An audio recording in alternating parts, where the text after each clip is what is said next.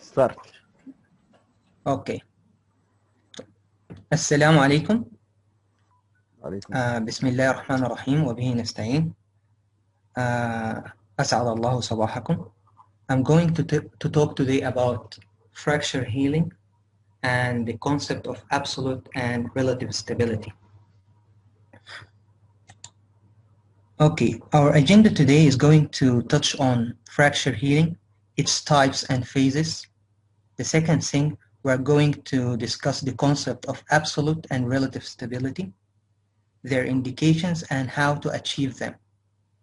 And at last, I would like to talk about the Perrin strain theory.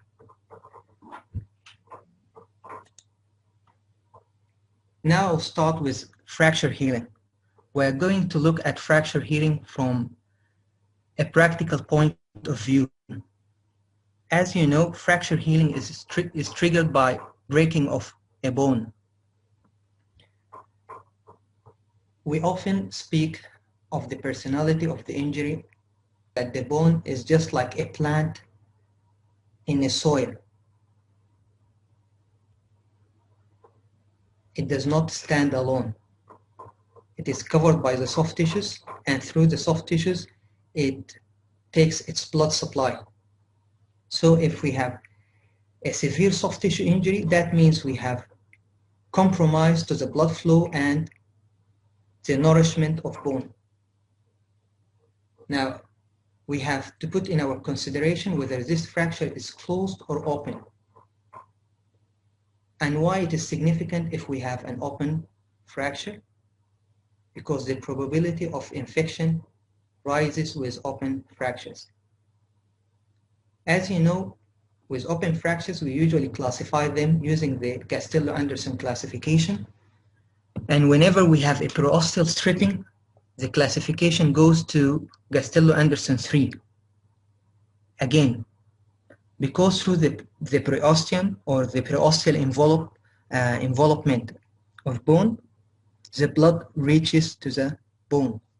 When we have periosteal stripping, that means we are compromising or we are jeopardizing the blood flow to the bone, leading to ischemia and bone necrosis. And last not least, status of the patient.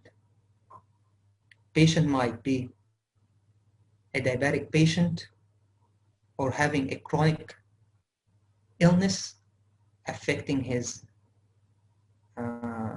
health, immunocompromised patients in the form of HIV, or patients who have renal transplantation, patients receiving immunosuppressant treatments, cancer patients. All these things should be put into consideration when you are treating a patient with a bone fracture. Okay. Now, with respect to types of bone fractures, we have two types. The first type is the indirect bone healing or secondary bone healing, or what we call healing by callus formation. The other thing is, or the other type is the direct bone healing or the primary bone healing or healing by cutting cones. Well, if we have a fracture, a bone fracture, and we didn't touch it and we just let the nature takes its course, usually it heals by indirect bone healing or secondary bone healing or healing by callus formation. The phases of indirect bone healing are inflammation, soft callus formation, hard callus formation, and remodeling. So we have 4 phases. If we just let the nature takes its course without any intervention, usually we have secondary bone healing. Again, the phases are inflammatory phase, soft callus formation, hard callus formation, and remodeling. So let's take each one separately and discuss it. Starting with inflammation. As you know, the story begins when we have a fracture, it is an injury. And back to our pathology background, as you know, whenever we have an injury, it is an inciting event for an inflammatory process. This inflammatory process is going to be just like an invitation card for the inflammatory cells to come to the site of injury. At the beginning, we will have the polymorphonuclear cells or the neutrophils. They will come to the fracture site and then followed by the macrophages. They will start to engulf all the dead tissues and to release inflammatory cytokines. At the same time, we have disruption of the blood vessels. That will provoke the coagulation cascade, which will end up with, we will have platelets and fibrin plug, forming a kind of a preliminary stability at the fracture site. Okay, so in the inflammatory phase, which takes about 1 to 7 days, it ends up with a fibrin and platelet plug that will start or will try to stabilize the fracture site. In the second phase, which is called soft callus formation, that takes 2 to 3 weeks, the key word here is the granulation tissue. And what do we mean by granulation tissue? Granulation tissue, it is a fibrovascular tissue. Whenever we say granulation tissue, we mean fibrovascular tissue. Let's decipher the word. Fibrous, that means we have mesenchymal stem cells that are derived from the periosteum, will convert into fibroblasts. Those fibroblasts will start to release collagen at the fracture site, trying to increase the stability. This fibrous tissue, as the stability increases,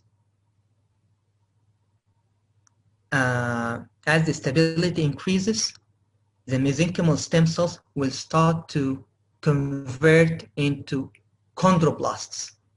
And now we will have chondroblast forming collagen type 2, and we will have a fibrocartilaginous tissue trying to stabilize the fracture site. So, at this stage, we have at the beginning granulation tissue, and this granulation tissue with time and the increase in the stability or decrease in the motion between the fractured fragments, it will transform into a fibrocartilaginous tissue, forming what we call a soft callus. Now let's move one step further. We have the hard callus formation that begins from the 3rd week and might go up to the 12 weeks post-fracture or post-injury. At this time, as the stability increases and the motion between the fractured fragment decreases, the mesenchymal stem cells start to become osteoblasts, but they will start, those osteoblasts, they will start producing woven bone, a form of immature bone, collagen type 1, that will be laid down in a haphazard fashion, increasing the stability, but it is not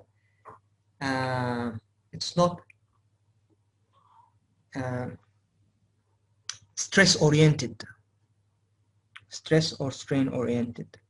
Now, again, at this level or at this phase, we have reached a level of stability that will dictate the mesenchymal stem cells to transform into osteoblasts. Those osteoblasts will start to lay down woven bone, a form of immature bone that is not stress or strain oriented. Okay, it will release collagen type 1.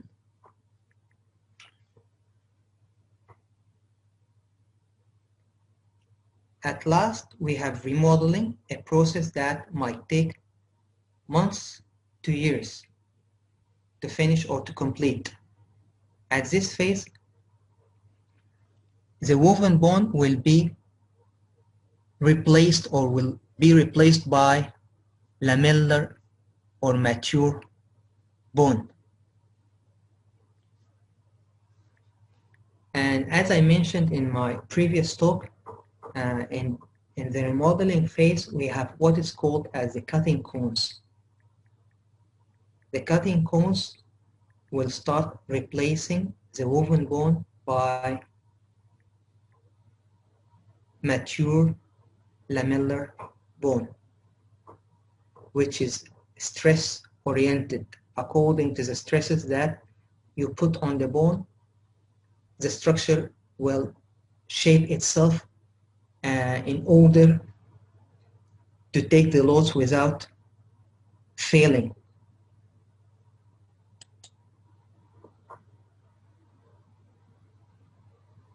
I will move on to indirect fracture healing, or healing without callus formation, or primary bone healing, or healing by cutting cones. All those are synonyms. Now, indirect healing occurs when there is still, I just messed up. Indirect fracture healing, just let's finish with this slide. In indirect fracture healing occurs when there is still some small interfragmentary motion, a condition called relative stability. It is thought that the interfragmentary motion stimulates callus formation. However, too much interfragmentary motion can lead to failure of healing or non-union. If the motion between the two fragments is too high,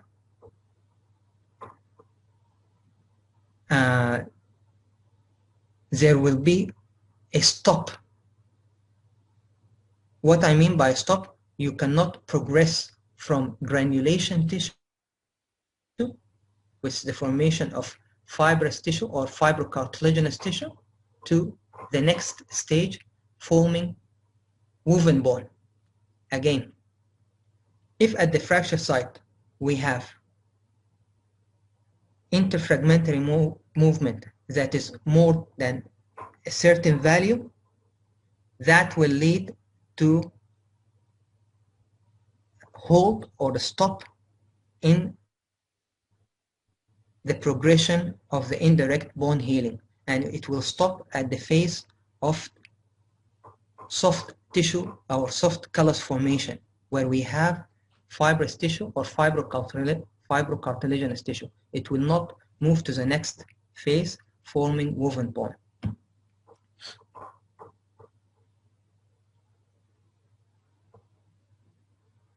Okay, let's have a look at relative stability. Bones heal because they are broken, and the most wonderful thing is that they heal without scar formation. Treatment is needed so that the bone unites in an acceptable position, which permits early mobilization and prevents joint stiffness and deformity. So, how would we achieve relative stability?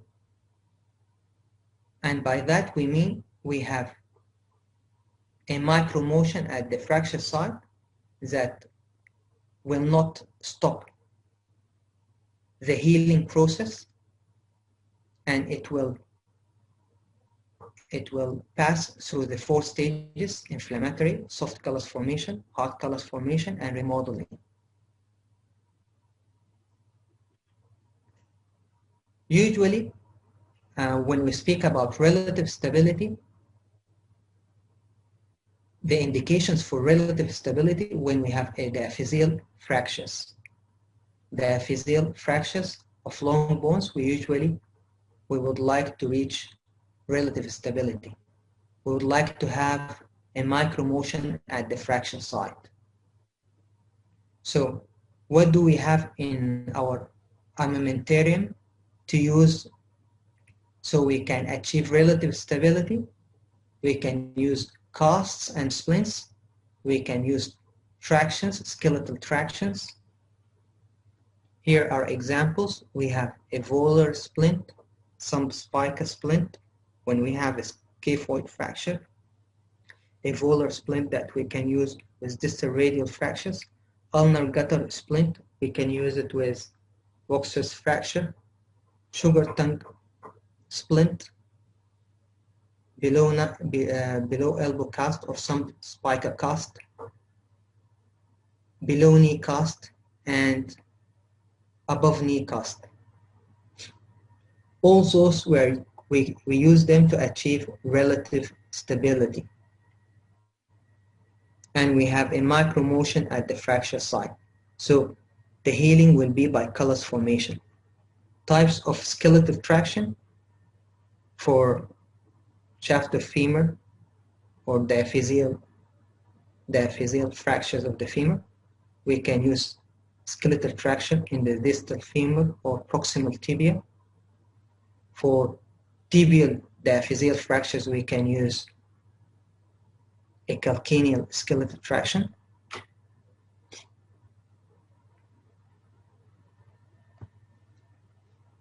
All those were non-operative methods to achieve relative stability. Now, surgical methods to achieve relative stability is to splint the bone using intramedullary nailing or bridge plating or external fixators. Again, splints reduce but do not abolish the motion at fracture, allowing active limb movement without pain. As we said, our aim is to have early mobilization, and do not equate early mobilization with early weight bearing. Just early mobilization, so we don't have stiffness of the joints and we don't have muscle atrophy. We can use external fixators, we can use bridge plating and intramedullary nails. Now let's move on to direct fracture healing. Or the other synonyms is healing by primary bone healing or healing by cutting cones. Now, direct fracture healing occurs under conditions of absolute fracture stability. And it occurs by direct osteoidal remodeling without callus formation.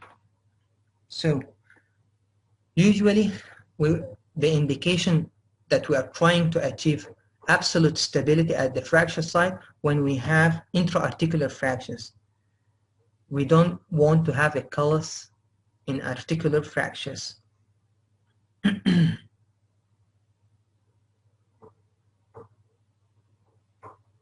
Now, direct fracture healing or primary healing occurs even if there is a minimal gap. This is called gap healing. The bone is continually remodeled by cutting cones. And usually the direct fracture healing takes longer time than indirect fracture healing.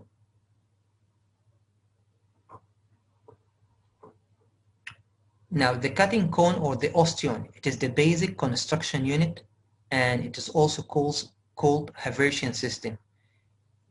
Each osteon have a central canal containing the blood vessels and small amount of connective tissue, with interconnecting channels surrounded by concentric layers of bone, the lamellae. As you can see here, the lamellae and the orientation of the collagen crisscross, and then we have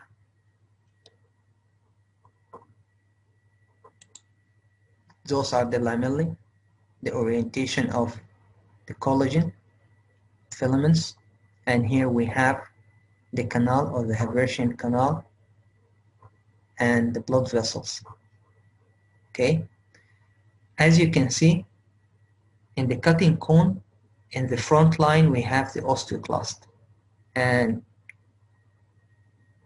its function is to resolve the bone or to destroy the bone. Then we have this cuff of osteoblasts. The osteoblast will start to lay down new bone. And as they get trapped within the connective tissue in a lacunae. They are called osteocytes.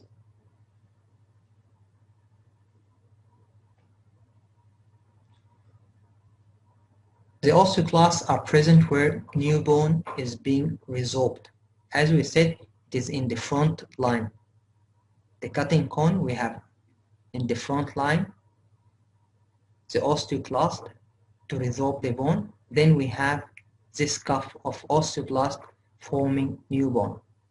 I said in the last talk, any remodeling process starts with bone resorption followed by bone formation.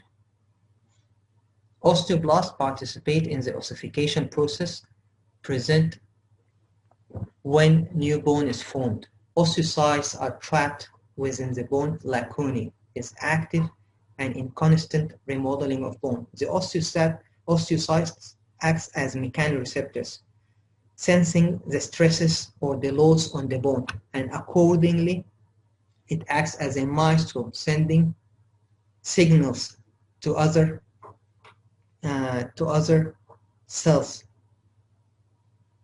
and changing the remodeling process, whether decreasing the bone destruction and increasing the bone formation, or increasing the bone destruction and decreasing the bone formation.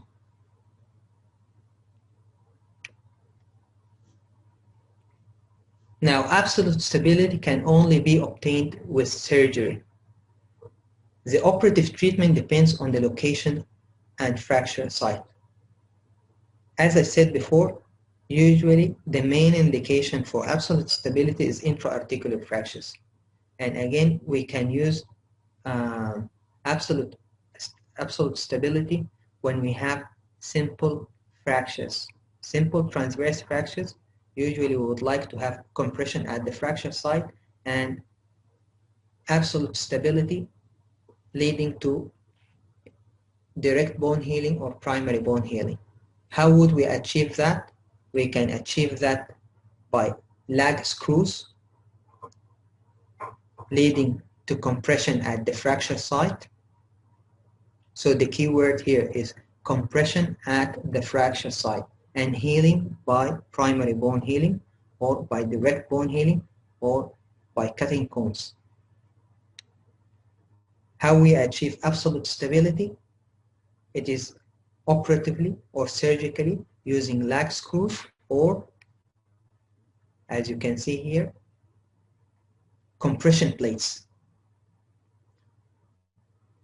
Plates is one of our tools and we can use it in a different ways according to our needs.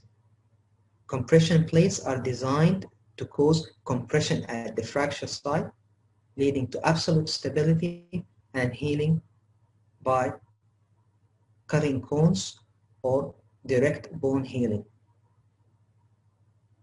Is there any other ways to achieve absolute stability and compression at the fracture sites? Yes, absolutely.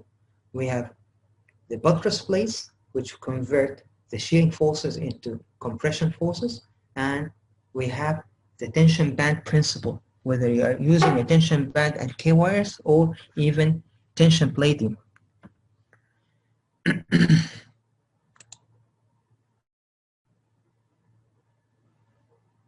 Okay. So now let's touch on the strain theory. Okay, when the tissue is damaged, the repair process involves proliferation of mesenchymal stem cells. As we said before, when we have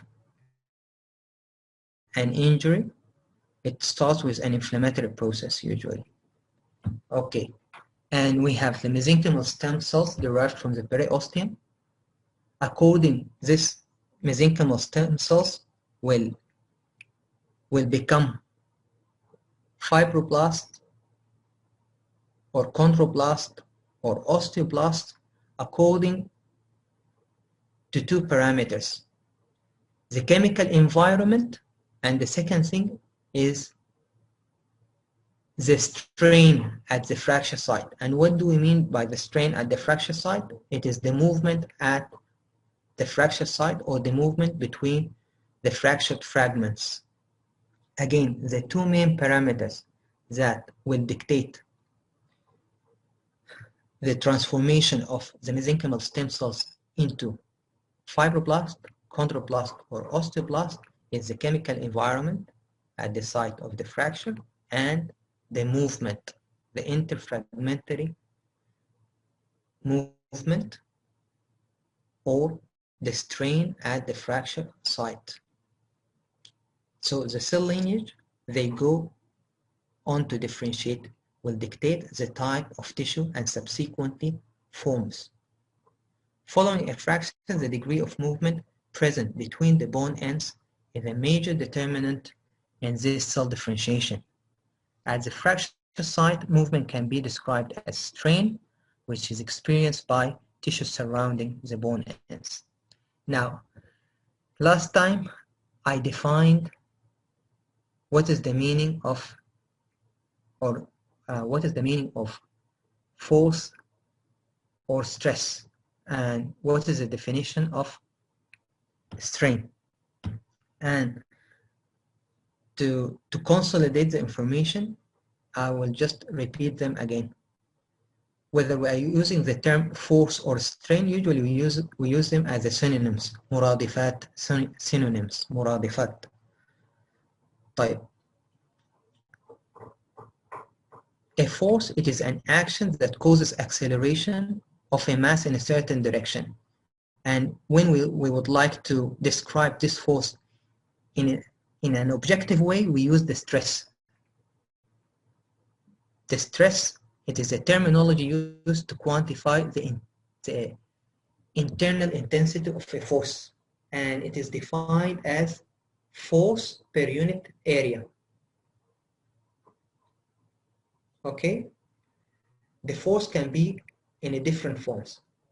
It can be tension force, compression force, it can be a shear force, or a torsional force. Now, with respect to strain, strain, we said, what do we mean by strain? Whenever we expose a material to a force, a deformation will occur, a change in the shape will occur. We refer to that deformation or change in the shape and in an objective way as a strain. It is change in the original length. Sorry, it is change in length over the original length. Change in the length or change in the shape over the original shape. Okay?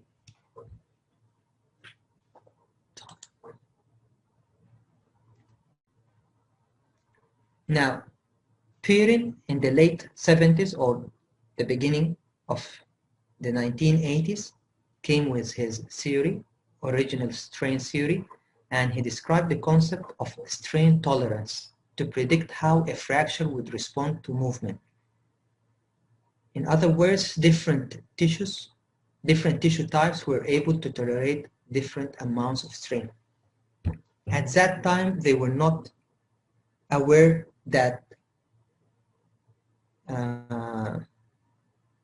mobility at the fracture site will dictate the type of tissue that will be formed at the fracture site.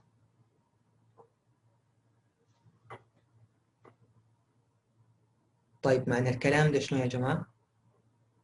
معنى الكلام ده هو كان في الوقت ذاك لما كان بيعاين المنظور بتاعه لما بيحصل فراكشر كان بيعاين للديفرنت تيشو تايبس الموجودة والتوليرانس بتاعها للسترين اللي هو الموفمنت at the fracture site. الستريسز اللي انت قاعد بتخد على البون او اللودز او الويست دي هتعمل شنو؟ هتعمل change او movement at the fracture site. الراجل ده في الوقت ده كان قاعد يعاين للديفرنت تيشوز ومدى احتماله للحركة في مكان الكسر. ما كان متخيل في الوقت ذاك انه actually اللي بيحصل انه كل ما احنا بيحصل لنا progression او decrease في الموفمنت at the fracture site ده نفسه بيخلي انه الميزنكيمال stem cells دي انها to differentiate into a different form of tissue. يعني كل ما الموفمنت بتقل في الفراكشر سايت ويحصل more stability، كل شويه بيحصل تغيير في نوع السيلز اللي بتجي، او الميزنكيمال سيلز دي بتتحول لنوع جديد بناء على الموفمنت at the fracture site. ما كان بعين الله بالمنظور ده. In other words, the amount of movement at the fracture site decides which cell type and mesenchymal stem cells proliferate into, and thus which tissue forms there. لو لاحظتوا احنا كنا بنتكلم في الانdirect bone healing، كنا مركزين في الانفلاماتوري بروسيس. أول حاجة بتبتدي عايزة أن تعملين to decrease the movement at the fracture site was the hematoma formed by platelets and the fibrin plug. بعد كده اتحركنا للsoft callus formation، لقينا أنه ابتدى يتكون لنا granulation tissue، قلنا ده عبارة عن fibrovascular tissue. الفايبروبلاست دي will lay down collagen fibers تعمل لنا fibrous tissue. كل ما البروجريشن في في الاستابيليتي ماشي زايد، بعد شويه الميزنكيمال ستيم سيلز دي جزء من السيلز دي بتبتدي يتحول لشنو؟ كوندروبلاست. الكوندروبلاست دي بتبتدي تو لاي داون شنو؟ كارتيليجينس تيشو. فالميكشر بتاع الفايبرس تيشو والكارتيليجينس تيشو بيجي عندنا فايبرو كارتليج اللي هي السوفت كلس. ليه؟ لانه ماشي الانفايرمنت قاعده تتغير، الاستابيليتي كل شويه قاعده تو انكريس. تمام؟ فالواحد ما يتخيلها as black and white، اللي هي احنا بنتكلم هنا مع شنو؟ مع الهول سبيكتروم ما بين البلاك and white اللي هو different shades of gray. اوكي طيب. Let's have a look at this. طيب عين strain amount and the tissue produced at fracture site. لما يكون عندنا السترين 100%، the only tissue that will form is granulation tissue. الgranulation tissue ده لما يبتدي to be produced at the fracture site عندنا collagen fibers sticky بتبتدي شنو؟ to decrease الstrain، to decrease أو to decrease movement at the fracture site.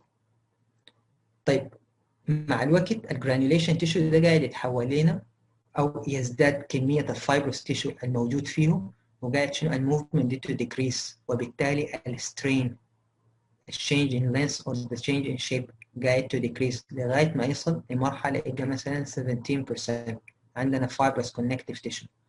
بعد كده لما to reach 10% عندنا mainly fibrocartilage. بعد كده once we reach 2 to 10% أو في in some references 5 to 10% we start to have woven bone or immature bone, collagen type 1. And at last, when we have less than 5% or less than 2%, we'll have the remodeling process and the formation of mature lamellar bones. طيب يا جماعة, just cycling and hammering on the point to consolidate. عندنا في inflammatory process we have a hematoma, we have a platelet and fibrin clot trying to make a sticky glue between the two fragments and decreasing the movement between the fractured fragments. As the stability increases, we will have granulation tissue, a fibrovascular tissue, fibrous tissue. As the stability increases, we will have the fibrocartilaginous tissue, soft callus, forming relative stability. And this relative stability will set the stage to have a hard callus. طيب يا جماعة, نرجع نربط الكلام ده from a practical point of view. طيب لو إحنا لأي سبب ما, سواء الجاب كان كبير أو الموفمنت لأي سبب كانت كبيرة جدا at the fracture site, we have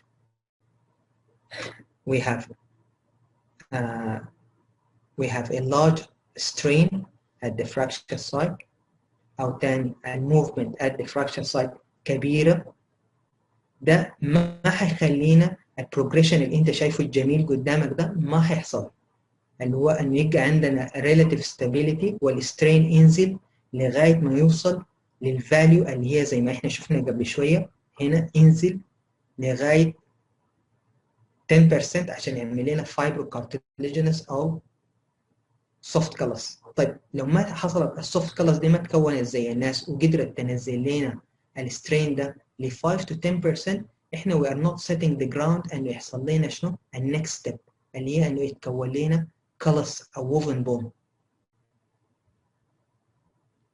ده يا جماعه بيخليك تفهم الباثوفيزيولوجي بتاع النون يونيون. احنا لما نتكلم في كثير عن النون يونيون ونتكلم عن الكلاسيفيكيشن الراديولوجيكال كلاسيفيكيشن بتاعه، بنتكلم هل ان النون يونيون بتاعنا ده حاصل فيه اللي هو هايبرتروفيك نون يونيون لسبب ما، انه العظم ده قاعد بيحاول يقلل الموفمنت at the fracture site، وبالتالي لما بندخل احنا بنحاول بطريقة ما نتعامل معه to increase الاستابيليتي عشان البروسيس دي تقدر تكمل الفيزز بتاعتها ولا لا، ولا هل احنا بنتعامل مع مثلا اتروفيك نون يونيون؟ ده موضوع تاني نتكلم عن البيولوجي والفاسكولاريتي بتاعت البون. طيب اوكي.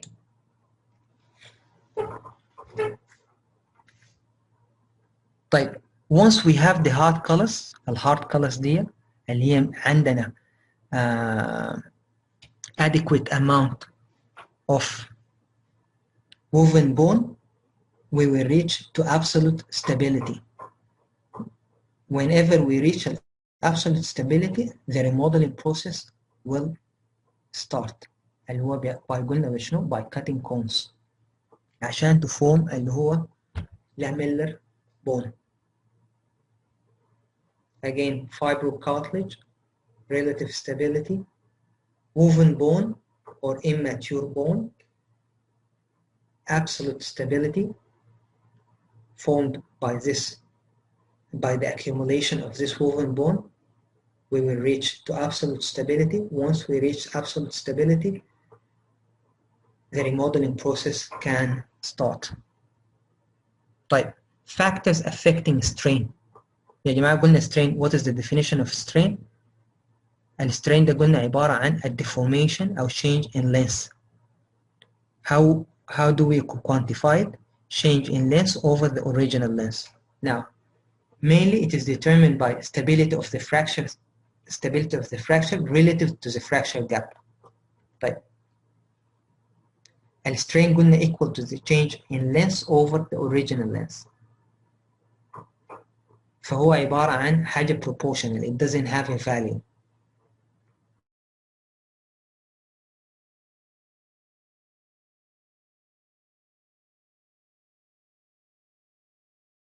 relative stability يعني عامة برضو من الريفرنسز بنقول ان احنا عايزين نصل ل less than 30%.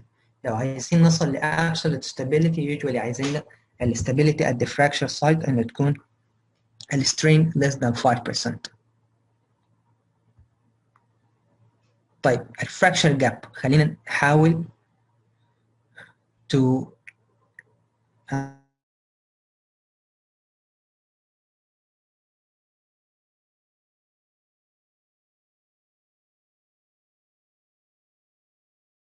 material. Now whenever we have a narrow gap, usually it is intolerant to minimal motion, and if we have a wide gap it tolerates limited motion better. طيب معنى الكلام ده شنو؟ طيب ناخذ الاكزامبل ده هنا.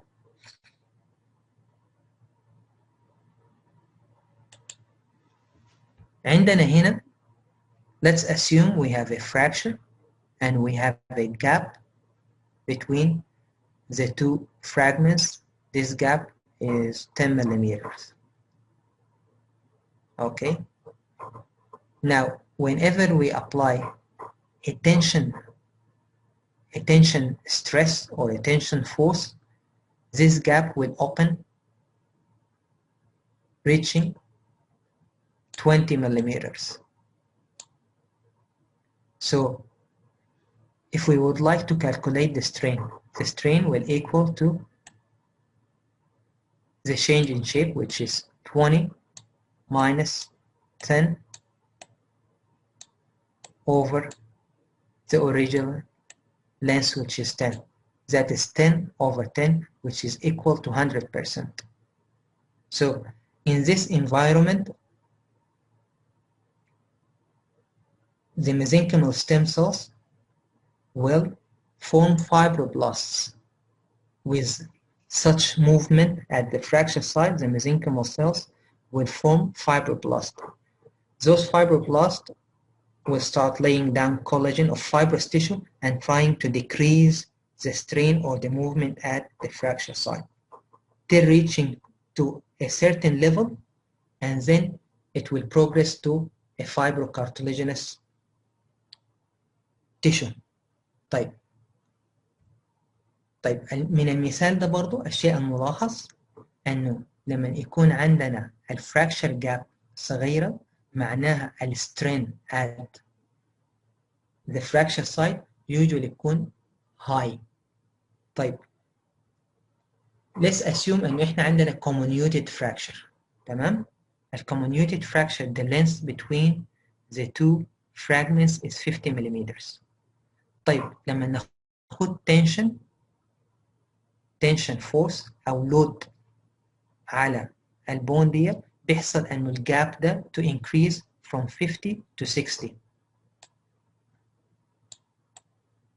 طيب لو عايزين نحسب السترين او الديفورميشن اللي بيحصل لنا at the fracture site، عايزين نحسب السترين دي.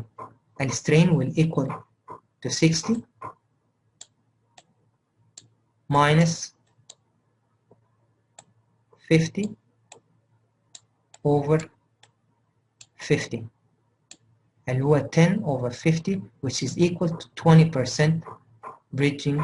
اللي هو احنا هنا الشيء الملاحظ انه لما يحصل ديستريبيوشن للستريس دي على جاب كبير، انه بيحصل انه شنو السترين دي بيحصل فيه شنو ريدكشن. تاني يا جماعه من عين الموضوع ده من جهتين. لو احنا بنتكلم عن في الهيلينج بروسيس، لما نتكلم عن في الهيلينج بروسيس بتاعتنا، ان لما احنا بنقلل السترين ده بيغير لنا الانفايرمنت. لما نغير الانفايرمنت بيغير نوع التيشو اللي will be formed at the fracture site، لان الميزنكيمال ستيم سيلز هتنتج لنا نوع مختلف من السيلز at the fracture site. طيب لما نعينها من المنظور الثاني واحنا بنتكلم انه عندنا فراكشر، والفراكشر ده severely comminuted. طيب عامة severely comminuted fracture دي بسبب الكومينيوشن الموجود between التو fragments دي عندنا جاب كبير.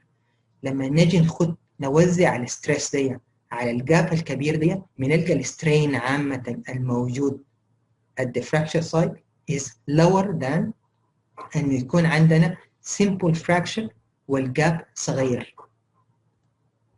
طيب الكلام ده it translates practically في شغلنا كيف؟ it translates practically في شغلنا انه احنا لما يكون عندنا هنا اللي هو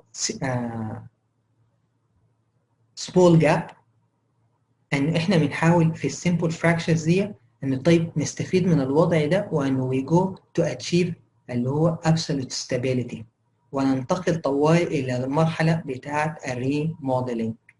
تمام؟ بانه نعمل compression at the fracture site. طيب لما يكون عندنا جاب كبير جدا، تمام، نحاول نستفيد من القصه دي بانه نقلل بس الموشن at the fracture site، بانه نعمل سبلينتنج للبون ده. whether السبلينتنج ده بنعمله بانتراميدلري نيلز او بريدجنج بليتنج، اكتر حاجات بنستعملها عشان يحصل لنا كلاس فورميشن بالذات في شنو في الدايفيزيال فراكشرز. معناه احنا بنحاول شنو؟ بنحاول نقلل الموفمنت at the fracture site بحيث انها تلقى البيئه مناسبه عشان يحصل كلاس فورميشن في المكان ده. دي الطريقه اللي احنا بنقدر نساعد بها البون. في نفس الوقت لما احنا نخلق البيئة دي احنا بنستفيد from two things، ان احنا we achieved the early mobilization، وبالتالي بنقلل الستيفنس، الجوينت ستيفنس والماسل اتروفي. طيب الهيلينج depends on the type of fracture, whether it is simple or complex fracture, type of reduction, whether it is anatomical reduction. We usually would like to achieve anatomical reduction whenever we would like to achieve absolute stability, or alignment or functional reduction. بنعمل الفانكشنال ريدكشن اللي هو الفكره منه عايزين نجيب اللينس والالاينمنت والروتيشن، ده في الحالات بتاعت الدايفيزيال fractures، لانه احنا we would like to achieve relative stability and healing by secondary bone healing or callus formation. طيب types of stability achieved يا اما absolute stability او relative stability. الكامينج سلايدز دي يا جماعه to consolidate the information I have just mentioned. طيب في خلط كبير جدا عندنا usually الجونيورز they conflate rigidity with absolute stability. طيب الترمينولوجي rigidity ده whenever we say rigidity اي نوع من بتاع fracture انت داير تدخل تعمل له fixation، انت actually you would like to achieve rigid fixation. A rigid fixation it means the ability of the implant to withstand deformation. ما معنى rigid fixation؟ ده معناه absolute stability. اي fracture انت هتدخل عايز تعمل له fixation you would like to achieve rigid fixation.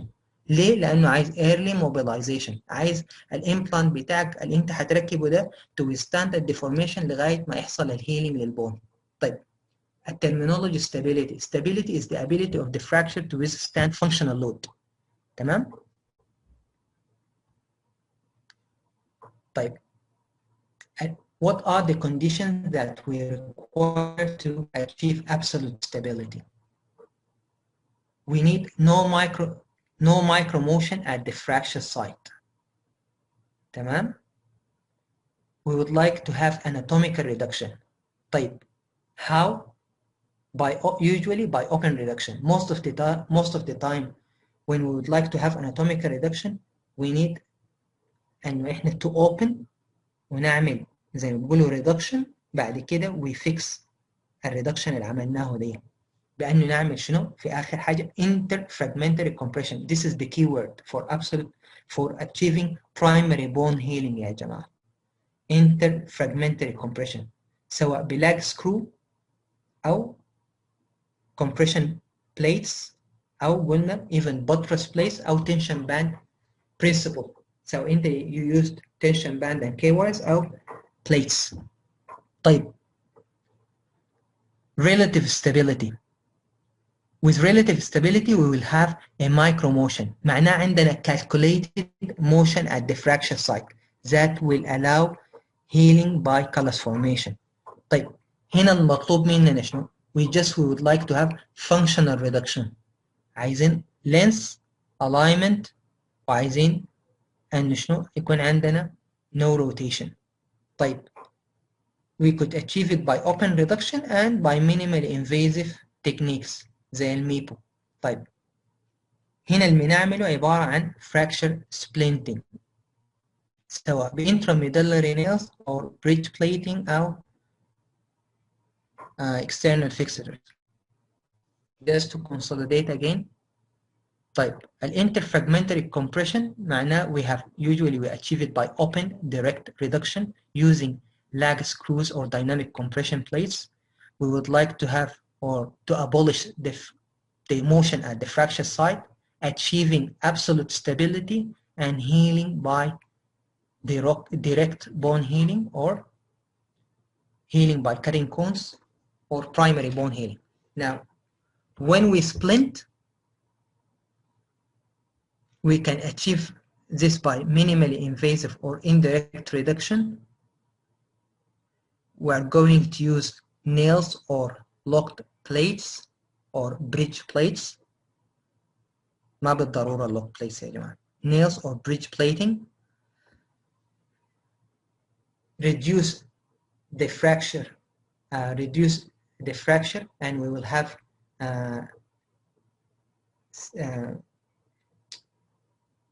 we have calculated strain.